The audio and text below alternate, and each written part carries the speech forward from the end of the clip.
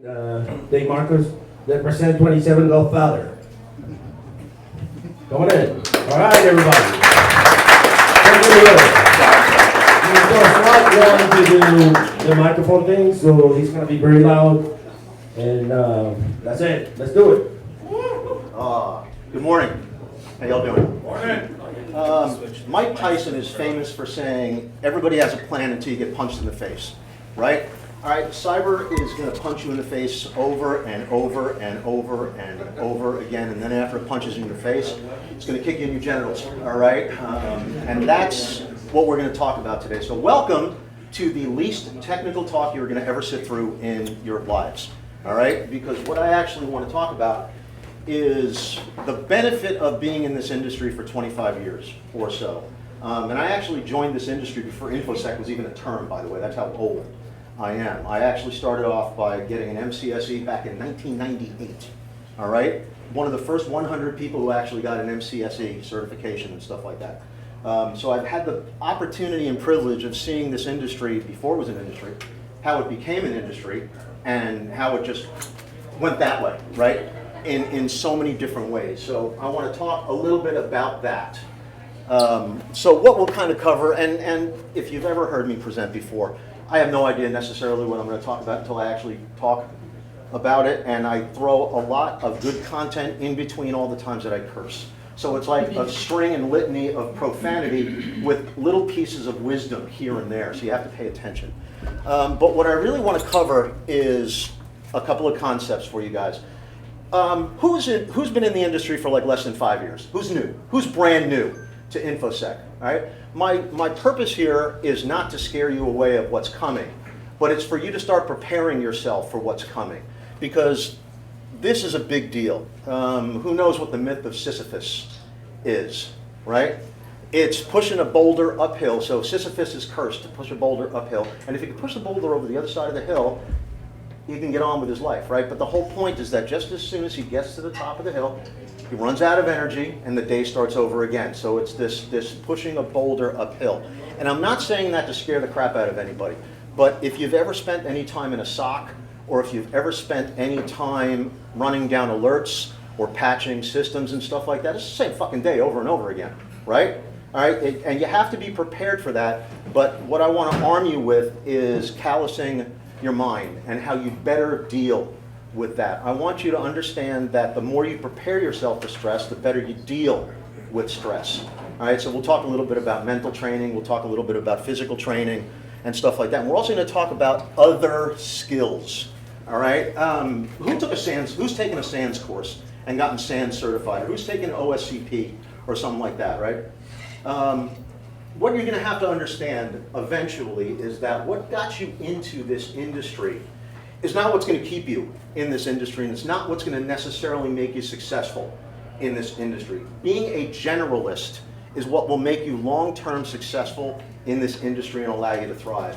Because as someone who's hired a lot of people and developed a lot of people over the years, if my analysts are exactly the same after a year with me than they were when they started, I have failed as a team leader. I have failed to develop them properly. And I want you to start thinking like that. You have to develop other skills to keep you in this industry to be successful. So I'm going to give you a little story about the day that I knew I was going to be in InfoSec, and actually the day that I started understanding that I was actually a hacker. And it was actually one particular log file in my first job that I ever got after I got my MCSE back in the dark ages of 1998. So I had gotten hired by a company in the Midwest, in Indiana, the hotbed of technical innovation, by the way. In the 90s, it was a hotbed of technical innovation. By the way, it wasn't the hotbed of technical innovation. You had to plug your network into a fucking corn stalk in a field. But that's a story for a different day. And I got hired to basically be their on-call MCSE and build out their network and stuff like that. First job I had to do was spin up a domain controller. Right? Domain controller, then figure out all the login information and things like that. And one day I'm actually looking through log files to check logins and make sure everything is going correctly and stuff, following my little checklist. And I saw something I had never seen before. And it was actually a port call to port 22 from an IP address I'd never seen before. All right? That's what started me down the road of generalization. all right? It started me down the road of understanding that A, there's never an unimportant piece of information, all right? And by, number one, paying close attention to what it is that I was doing led me down this route that I'm going to take you down that wound up with me standing up here in front of you guys and being an Intel principal engineer.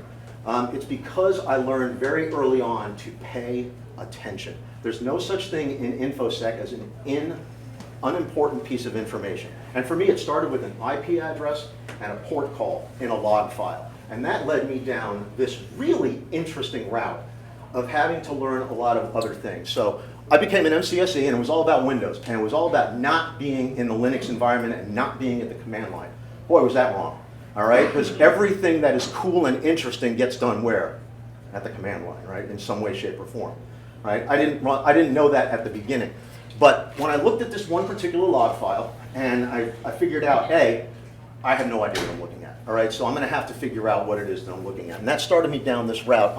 Apologies if my big noggin is in the way, but it started me down this route of I could move over there, couldn't I? But then I'm going to stand in front of the skills. You want to come up here and get my? You're doing great. Just kidding. I'm just kidding. So it took me down this route of first studying from a CCNA, right? And that was a route that took me down a different place, which said, okay, there's this thing called the Cisco iOS, but this is in 1998. Guess what there weren't? Commercial anything, all right? There weren't commercial firewalls. There weren't commercial IDS scanners or anything like that, all right? So when I went to my boss and said, hey, by the way, it was a Chinese address that was scanning port 22. Isn't that ironic? The first thing is the thing that we all deal with every single day. It's all about the Chinese, right, or the Russians. It would have been ironic if it was the Russians or something like that, but it wasn't. It was actually the Chinese. And I said to my boss, all right, we've got this scanning going on from another part of the world. And his words to me were, he was blind, by the way. He's a blind guy that owned a tech consulting company. He said, figure it out. It's like, figure out a solution and sell it to me, and then I'll fund it. Figure it out, sell it to me, and then I'll fund it. All right, so guess what? Now there's more skills that I have to learn. All right, so I have to learn how to build an open BSD firewall, because what did not exist at the time? There was no such thing as a commercial firewall in the 90s. You had to literally, if you wanted to have a gauntlet firewall, Marcus Raynham's original company back in the day, you had to assemble the proxies all by your own, all right? You had to compile your own kernels, you had to build your own IP filter tables, all that stuff you had to do by yourself. So me being an MCSE just went out the window, all right? And that's not necessarily a good or bad thing, but you have to embrace all of these other skills as they come up. And we're going to get to some other interesting things in just a second. So at that particular point, I discovered this terminology that I had never heard before, intrusion detection systems. All right, there was no such thing as intrusion prevention, it was intrusion detection systems. There was a guy by the name of Marty Roach, if you've ever heard of him, who taught a course at SANS at the time. Marty Roach taught this SANS course at the time on what? What was he teaching? He was teaching the original snort, or what became snort originally. And this led me to a whole series of skills that I did not know I actually needed to know, all right? This is what will make you ultimately successful in the cybers. Truth be told, this is what's going to make you successful in almost anything. And these are the skills that you did not have necessarily, I'm generalizing here, when you got into this industry, right? You came in to learn a specific thing, to do a specific task, whether it's working in a SOC or reversing malware or whatever. However, let me tell you something, those skills have a real short fucking shelf-life, all right? Real short shelf-life. So if you're not embracing all of these other things, you are doing yourself a disservice. You're also doing your organization and you're doing the mission a disservice by not embracing all these other skills. Had I not been paying attention to that actual log file, my entire career would have gone in a different direction. Maybe I would have been a SOC operator or something like that, which wouldn't have been a bad thing. But it certainly would have led me down a path to become an Intel principal engineer, and I'll talk about that in a few minutes. So, remember what I said. The boss said, okay, give me a solution, then sell it to me. Sell it to him. I don't understand what that means. So that immediately made me go out and understand the sales process, marketing, and positioning. And I'm not saying I want everybody in here to become a salesperson. That's not what I mean. How many of you took an elevator today? More than a couple, right? How many times have you been in an elevator with someone who you might have had an opportunity to position something to. You may not realize it, but these kinds of opportunities happen a lot. You ever hear the concept of a 5-minute presentation? All right, this is one of the most important things I ever learned, was how to position something within 5 minutes. Because you're stuck in an elevator with Elon Musk, or Bill Gates, or whoever. Number one, identify the person who's there, and then terrify the shit out of them for 5 minutes. By telling them exactly why you have the greatest idea in the world, and why they are stupid if they don't fund it. And I really mean it like that, right? I mean it from the point of view where you need to know why your stuff is as good as it is.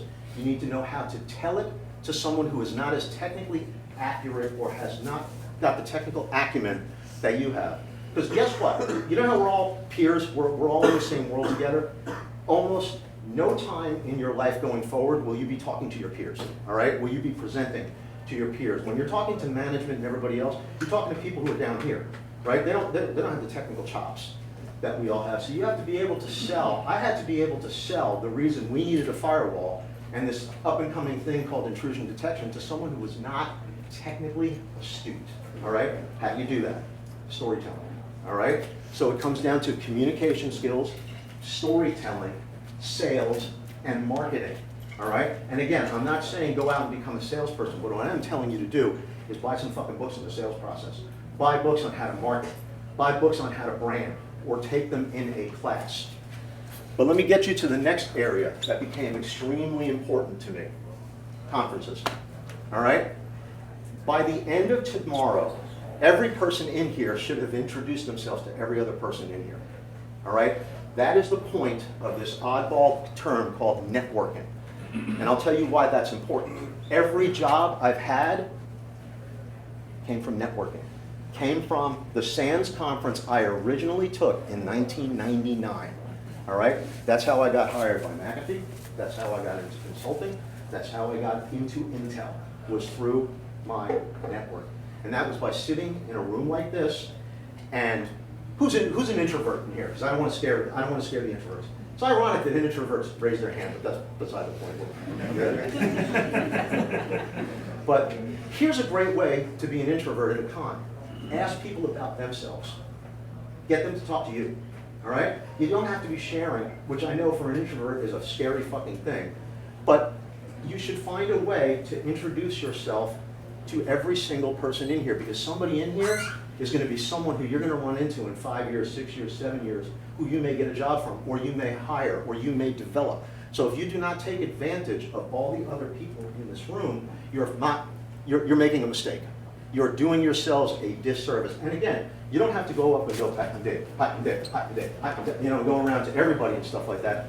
But you want to strike up conversations, because I literally got my first job in consulting from someone I was in a SANS class with, Randy Myers. I literally got my job at McAfee because of someone else who was in that same class, a guy by the name of Chuck Konjerski, who worked for a guy named Ron Hula at Antivirus, Dragon Ideas. All right, and Ron introduced me to the people who created IntraShield, and that's how I got hired at McAfee after they bought IntraShield. Had I not have made those relationships and networked effectively and been able to not talk like a complete idiot, I don't know where I'd be, in the street somewhere. Homeless hacker guy, you know, with a laptop that's running out of power, you know, with a sign that says, "We'll hack for food," or something like that, you know, instead of being the guy, right, the guy in the corner, right, the girl in the corner, you know, with a sign that says, "We'll hack for food," or something like that. Like the joke back when I first got my MCSE was being a certified network engineer from Novell, right? That was the big thing. 5-1. That was the big, oh God, the battle scars, right? The battle scars, or those Linux certifications and stuff like that, which are now worth more than they were ever worth before, by the way. So the joke was, you know, we'll see any for food, right? You know, nobody does that except for the old people like us and stuff like that. But do you understand where I'm going with this? The whole point to all of this is you want to study those things that make you more of a generalist than a specialist. The specialist is going to keep baby in the corner, all right? Baby don't need to be in the corner, all right? Baby needs to be on the dance floor, dancing with other people. It's a terrible reference, but I think you know what I'm talking about. The other skill that has served me, the other area of study that's really served me over the years is the study of intelligence, all right? The actual art and study of producing intelligence. This allows you to think broadly, right? And putting pieces together and connecting things and doing link analysis allows you to do things with malware that you can't do just by studying malware and how to rip malware apart. All right? It allows you to do things with IOCs that just studying and understanding IOCs will not allow you to do. Studying the process of producing intelligence changed me from a person who really knew how to rip apart malware and rip apart firmware to understanding, oh, this is where it intersects with the Russians. This is where it intersects with the Chinese. Ah, now I get why the North Koreans are looking at finance and stuff like that. Had I not been more of a generalist and studied Intel, and if I was looking at it just from the point of view of network traffic or malware, wouldn't have made those connections. And it also lets you not, when you see the IOC of Google or Gmail, not to block that, but to say, hey. It's funny how that works, right? You make less mistakes by doing less stupid things because you tend to think broader. And the people that I learned that from, God help me, are Marines, okay? Not generally, who's a Marine in here, all right? Not you crayon-eating bastards, all right? you coloring book, crayon-eating, beautiful bastard you, okay? All right, so the thought had come to myself and the people that I worked with at Intel at the time is, you know what? We want to do mission quality stuff, right? We want to do things that resonate with other customers. We need to do this like an intelligence organization does. We're not intelligence professionals, so what did we do? We went out and hired intelligence professionals, and there were 3 Marine Corps humaniters, all right? So these were humaniters who knew how to do link analysis, pattern of life analysis, and produce Intel targeting packages, all right? And what we did is we took that and we modified that to the cybers. Holy shit, does it work, all right? Was telling some people out in the hall that one of the guys that I hired on his first day gave him a Bitcoin address, and by the end of that day, we knew where that motherfucker lived, okay? Because he didn't go from the point of view of a Bitcoin address. He went from the point of view of what does that Bitcoin address talk to? What does it link to? What is its pattern of life? And I immediately understood, be a generalist. Don't be a specialist.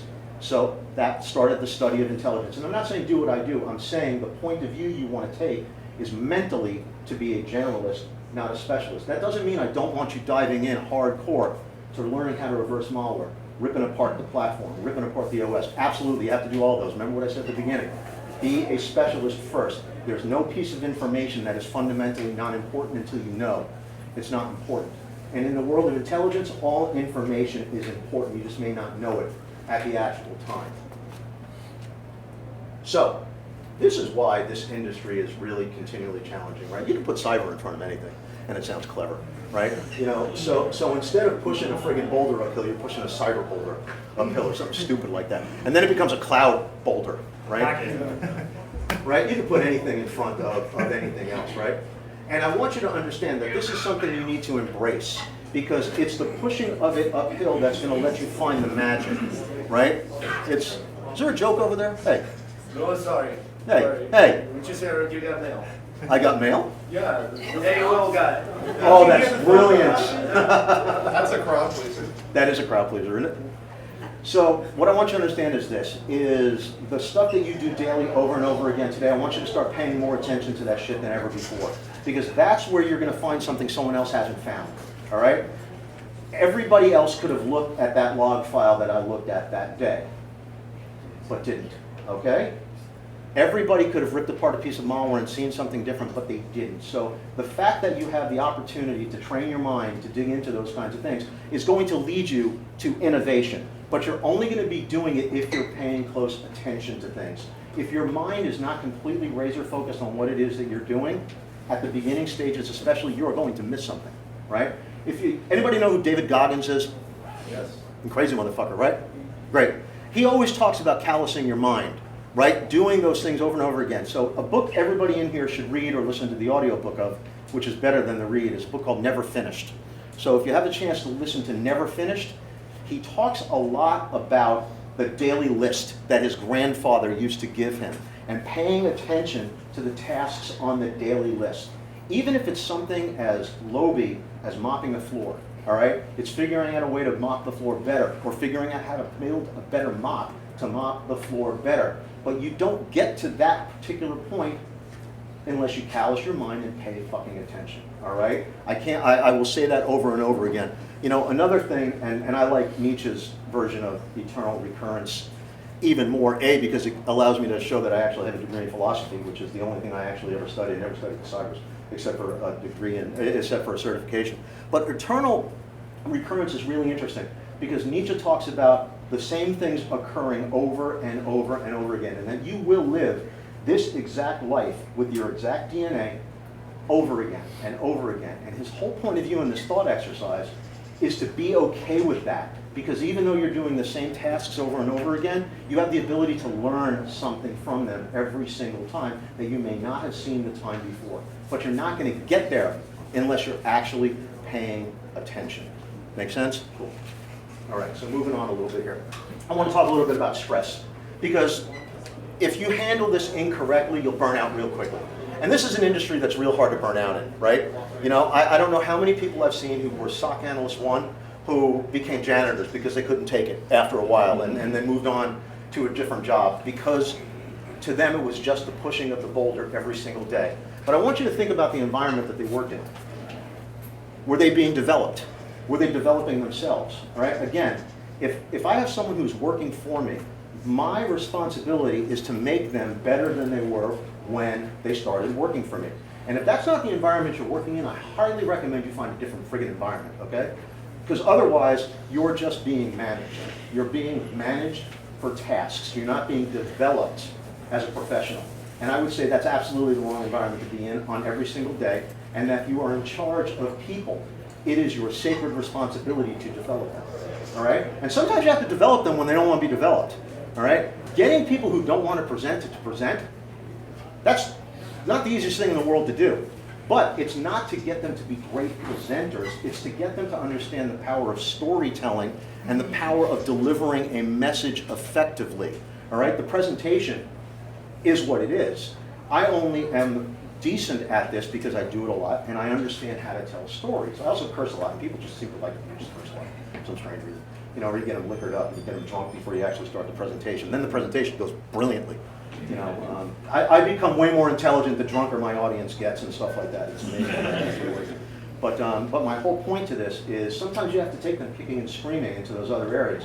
You know, take analysts and get them out of their box. It's not the easiest thing in the world. But I want all of you to develop that point of view on yourself. Is if you are really good at these three things, stop doing those three things. All right? You need to learn other things. Otherwise, you're going to be pigeonholed by your boss and your organization. And guess what? When it comes time to lower headcount, you're on the wrong side of the balance sheet because you're a one-trick pony. And that's not a good place to be. And take it from someone who's been let go from a lot of places. I got let go from McAfee. I got let go from LookingGlass and stuff like that for a variety of reasons and stuff, mainly because I have a big mouth and I have a tendency to shoot it off. But the point is that stress, right? The stress of knowing that there's a very good possibility that every single person in here is going to be fired. And I don't say that to scare you. I say that to get you to understand you've got to callous your mind and prepare for those things and have lots of other skills and know how to deal with stress. It's called stressing up to stress down. If you've ever heard of a woman named Susanna Soberg, is a great researcher out of Scandinavia who does cold water therapy training and hot therapy training and stuff like that. And she goes on to talk about how you want to stress up to be able to stress down. And it's engaging in deliberate acts of stress to learn how to manage stress. And I'm going to talk about that in just a second. But, you know, getting fired is not a pleasant thing, all right? Well, it can be, you know, if you don't like your environment or something like that. But the point is you want to be able to stress up to ultimately be able to stress down. Look at some of these numbers, right? We live in a pretty volatile industry. One thing I learned early on is that, this is a terrible thing to say, it's never going to get better, right? There's always going to be more malware tomorrow than there was today. All right? I started with McAfee back in 2004 originally, okay? When there was 10,000 or so pieces of malware every single day. Sound like a lot? It was in 2004. All right? Then it started doubling, tripling, and quadrupling, and we were never getting to the point where we were seeing less malware, right? You have to embrace that as a way to figure out better ways of doing things, because the bad guys game is only ever going to get better, right? It's not like on the defensive side or the AV side of the house where we come out with a product that does 12 things, right? Guess what the bad guy's going to do? 13. Right? Because the bad guy determines the roadmap, when you get right down to it. We always said that in the world of AV is the bad guy determines what it is that we do on the defensive side of the house, right? And if you were to bundle everything you knew into a defensive solution, that guy's going to figure it out in a day anyway. So you have to come to the understanding that the bad guy's game is only ever going to get better, and if you stay inside those same skill silos that you had when you got in, you're going to have a limited shelf life, and you're going to burn the fuck out really quickly. When I first got into it, I saw so many people who were malware analysts burn out when the numbers started doubling and tripling and quadrupling.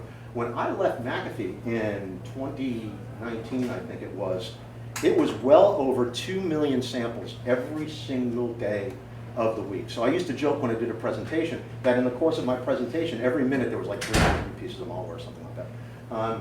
And if you're a malware analyst, you're never going to get caught up. The malware backlog is only going to ever keep growing and stuff like that. And you got to find a way to innovate within that space or you are going to burn out, which is why I go back to the talk of being a generalist over a specialist.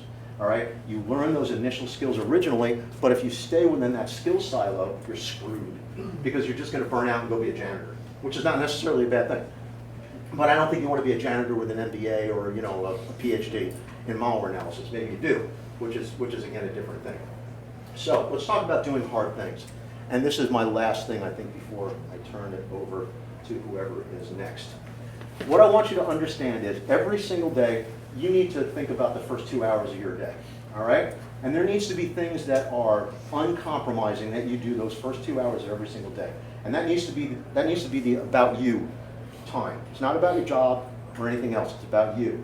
So there's things that you need to do every single day that are gonna be hard, that mentally prepare you and physically prepare you for the shit show that is the cybers every single day. And that's how do you get your mind straight, and how do you get your body straight, and how do you get your spirit straight. So, and I'm going to give you some examples from my own life and stuff like that, but don't take them as I'm telling you to do these things. I'm not telling you to do these things. But at the end of the day, you've got to find these things to do every single day that work for you. I'm a power lifter, and I also, believe it or not, soak in tubs of ice water every single day, and I'm going to discuss why that's powerful in just a minute. I'm not saying jump in a tub of ice water and stuff like that. It's and by the way, if you think it's as painful as it sounds, it's worse. All right, it's worse. It is absolutely worse. We'll get to that in just a second. But the whole point is when I'm walking up to that tub of ice, I know it's going to be painful. I know it's going to suck. I know it's going to challenge me mentally, and I am stepping into that ice tub on purpose, and I am going to control it, and it is not going to control me. And I want you to step back and think about that for a minute. That's why the gym is powerful for mental training, because the cybers are going to challenge you every single day with the same tasks over and over and over again. So by stepping into, and here's a picture of it if you actually want to see it. That's it, that's the rubber ducky. The rubber ducky is what makes it powerful. Rubber ducky saves you, but that's a big friggin' tub of ice.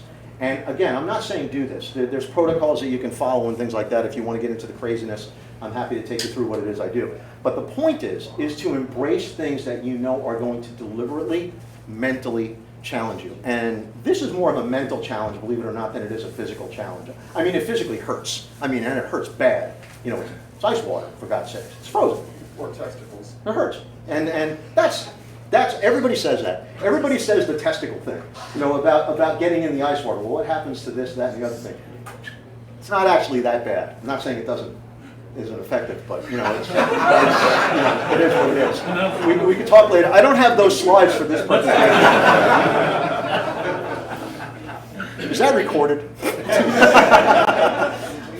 At 3 minutes and 73 seconds, Marcus talks about that. It's like when you go to YouTube and you see the thing cut up and stuff like that. It's those little bars that are going to be interesting, right? That's funny. But again, it's the point of doing things that are deliberately, mentally, and physically challenging. Because this is things I do every single day. As soon as I get up, it's walk or jump on the bike. So start off by getting going physically. Then it's right into the ice after that. No pause, no nothing. So within the first hour, I have physically challenged myself and I have mentally challenged myself. And again, I'm not telling you to get up and jump on a bike and then jump in a tub of water. What I am telling you to do is start the day off by callousing your friggin' mind. Because guess what? The rest of the day, nothing is going to be as hard as getting into that tub of fucking ice water, all right? walking out and looking at it and going, Jesus Christ, what's the matter with me? And then step, step, step. And by the way, first thing, 15 seconds under the water. That's it. Not just getting in there and standing there and slowly getting in. It's right into the water, 15 seconds, fully submerged, 3 minutes of breathing.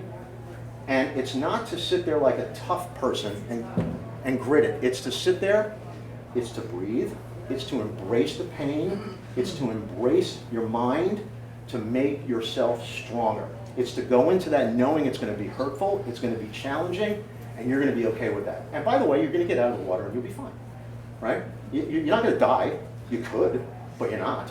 If you stayed in there for an hour underneath the water, you're going to, but you're not. The point is you're deliberately embracing something that is hard, and you're then coming to terms with it. How does that then carry over into your daily job? Big time. All right, so when your boss comes in and says, here's 16 new projects and things that you need to do, that's stress. You learn to breathe. You learn to be calm. These things have a holdover effect on how you do your job.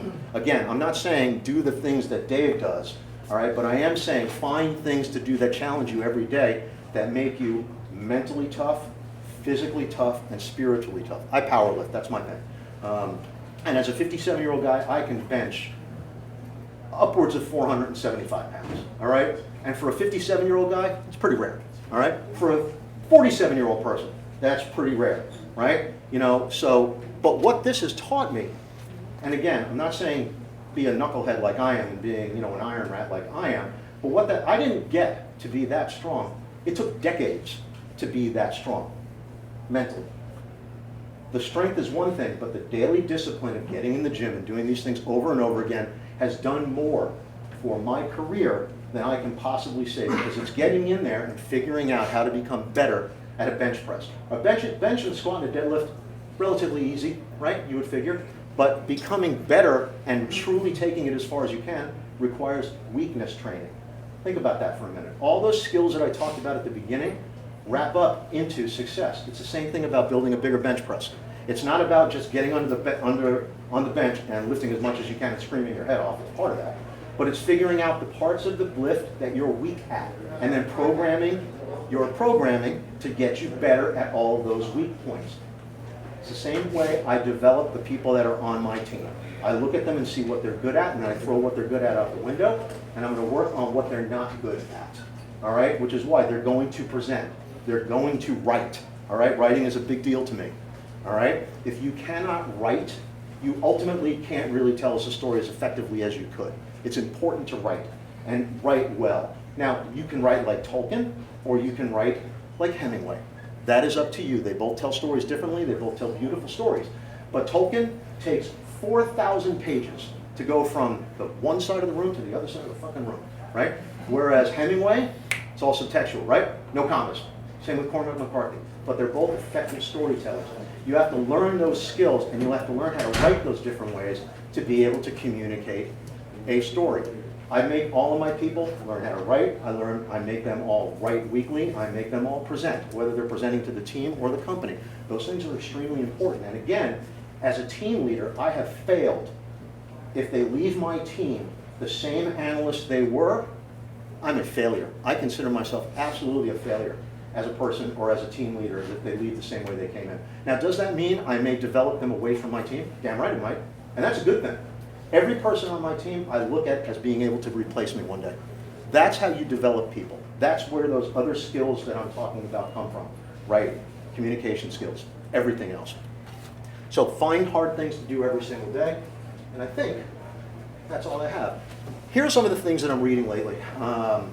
And these are good because they're going to challenge you. I don't know if you've ever heard of a guy named Andrew Huberman.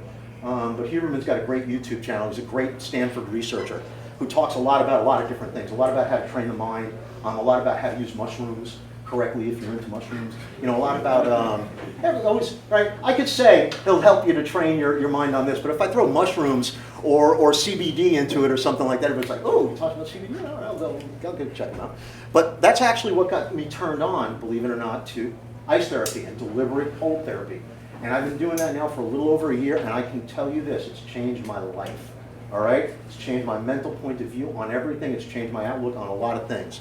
Another person I'm a big fan of is a guy named Peter Attia. A book I encourage every single person to read in here is Outlive, because he actually talks a lot about living better within the years that you have. He doesn't talk about longevity, which is just living forever or something like that. You want to live better within, let's say you only have 20 years left, right? You want to live good 20 years, right? It's not about living 900 years. It's about, effectively living within the years. And his book, Outlive, is outstanding. Goggins, Never Finished, I think is a better book than Can't Hurt Me, because he really digs into his psychology of callousing the mind. And truth be told, that alone will make you a better InfoSec professional than probably anything else that's actually up there. Because it's going to teach you and walk you through exercises that show you how to focus your mind and train your mind. And that's a big deal. Again, that's how you get the most out of those ridiculously repetitive tasks that you're doing every single day. That's how mopping the floor turns into innovation, because of how you approach mopping the floor, how you pay attention to grabbing the handle and everything else. Jocko Willing, I learned most of my stuff about leadership from Jocko, and Extreme Ownership is absolutely worth the read. He's a psychotic former SEAL, and some of his writings on leadership, that's exactly where I got the whole concept of making my people better than me comes from, actually. And again, if you're a team leader and you're not making your team better, you're managing people. Managing people is bullshit. All right, managing people is like managing tasks. All right, but developing people is mission oriented, and you give them ownership of the things that they want to own, and you develop them to the best of their capabilities, to the point where they leave your team and go do things on their own and form their own teams and everything else. That's how you develop people, not any other way. And then Susan Soberg has a course called The Thermalist. And if you're interested in things like cold therapy and hot therapy and stuff like that, she's kind of the definitive source. And I recommend it for the mental training aspect of it. And with that, I turn it over to my man, Rod. Unless anybody has any questions, I'm happy to dive into this later if you guys want to talk through specific team development or anything else. I'm around. If not, thank you all very much for putting up with me ranting for 45 minutes. Have a great conference, and remember, find a way to meet every single person in here. Figure out a way to build your network. And I'm not just talking about collecting cards. Get to know people. Collecting cards is good if you're a salesperson. It's not good if you want to actually develop your professional network and develop your career. So thank you all very much. Rod, over to you. Sure.